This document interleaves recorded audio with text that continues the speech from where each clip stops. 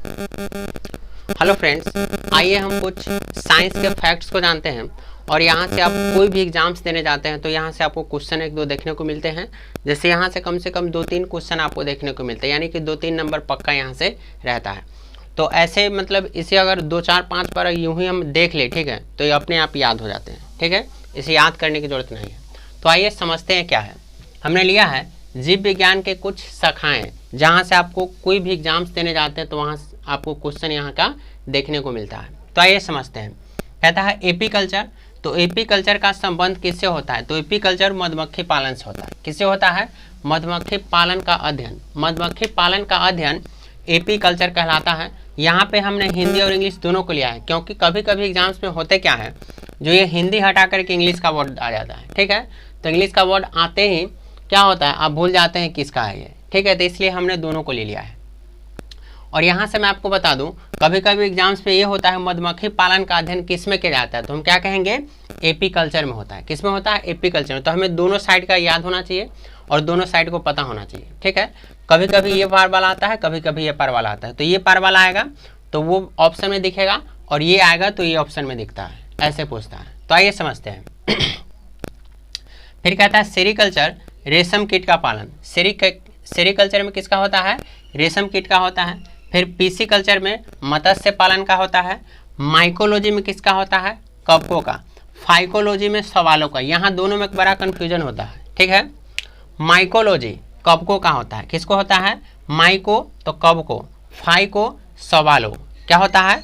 Phycology में सवालों का होता है। फिर है एंथोलॉजी। एंथोलॉजी में पुष्पों का अध्ययन होता है। किसका होता है? पुष्पों का होता है। फिर पोमोलॉजी में फलों का होता है। पोमोलॉजी में किसका होता है? फलों का अध्ययन। ऑर्निथोलॉजी में किसका होता है? तो पक्षियों का अध्ययन होता है। इक्थियोलॉजी में किसका होता है? तो मछलियों का होता है। किसका होता है? इक्थियोलॉजी में मछलियों का अध्ययन होता है। एंटोमोलॉजी में किसका होता है? तो कीटों का होता है। एंटोमोलॉजी में किसका होता है?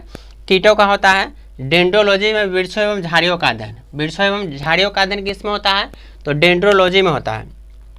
ऑफियोलॉजी में किसका होता है? तो सर्पों का अध्ययन होता है, यानी कि सांप का अध्ययन किस में होता है? ऑफियोलॉजी में होता है। सांप का अध्ययन किस में होगा? ऑफियोलॉजी में होता है। सेरोलॉजी में किसका? छिपकलियों का होता है। सेरोलॉजी में किसका होता है? छिपकलियों का अध्ययन होता है। फिर सिल्वीकल्चर में किसका होता है? तो काष्ठी पेड़ों का संवर्धन। ठीक है, सिल्वीकल्चर में किसका होता है? काष्ठी पेड़ों का संवर्धन। तो यहाँ से हमने 14 ऐसे क्वेश्चन हैं जो देखे हैं।